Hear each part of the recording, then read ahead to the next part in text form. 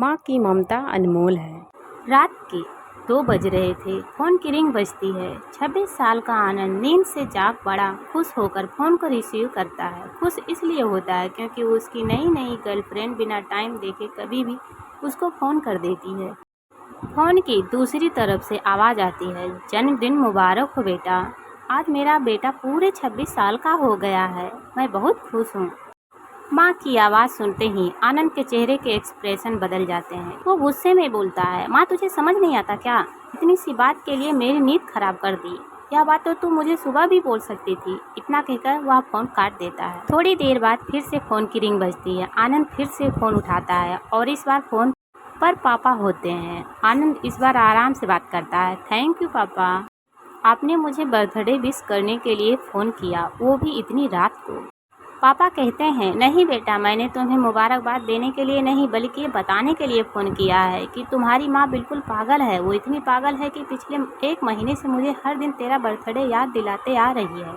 वो इतनी पागल है कि तू हमसे सैकड़ों किलोमीटर दूर है, फिर भी उसने यहाँ पर खुद अपने हाथों से तेरे लिए केक बनाया है। ऊपर से ये जिद कर बैठी है कि जब तक तुझे विश नहीं कर देती तब तक ना खुद खाना खाएगी ना मुझे खाने देगी। आनंद सब ध्यान से सुन रहा था और उसे ये महसूस भी हो रहा था कि उसने अपनी माँ को फार गार्डन ले लिया था। वो बोला, नहीं पापा, माँ बिल्कुल पागल नहीं है। पापा कहते हैं, नहीं बेटा, तू अपनी माँ के पागलपन को नहीं जानता, मैं जानता हूँ। वह तो 26 साल पहले ही पागल हो गई थी जब डॉक्टर ने उसे कहा था या तो हम बच्चे को बचा सकते हैं या आपको। उसने बिना 1 सेकंड भी सोचे बच्चे को बचाने का फैसला ले लिया और मुझे भी कसम देकर उस फार्म पर साइन करने के लिए मना लिया था जिस पर लिखा था उसकी ज़िंदगी इस ऑपरेशन से खतरे में, और अगर उसे कुछ होता है तो उसके जिम्मेदार डॉक्टर नहीं होंगे। अब तू ही बता, बिना तुझे देखे जो औरत तेरे लिए मरने को तैयार हो जाए उसे हम पागल नहीं कहेंगे तो क्या कहेंगे? इतना कहकर पापा ने भी फ़ोन रख दिया। आनंद ने भी अब यह महसूस किया था कि वह जो कर रहा था वो भूल नहीं, गुनाह था। और हाँ, एक बार किसी इंसान को दुख दो तो कोई बात नहीं, लेकिन भगवान को दुख देना गुनाह ही होता है और माँ भगवान से कम नहीं होती है। पश्चाताप के आंसू उसकी आंखों से बह निकले।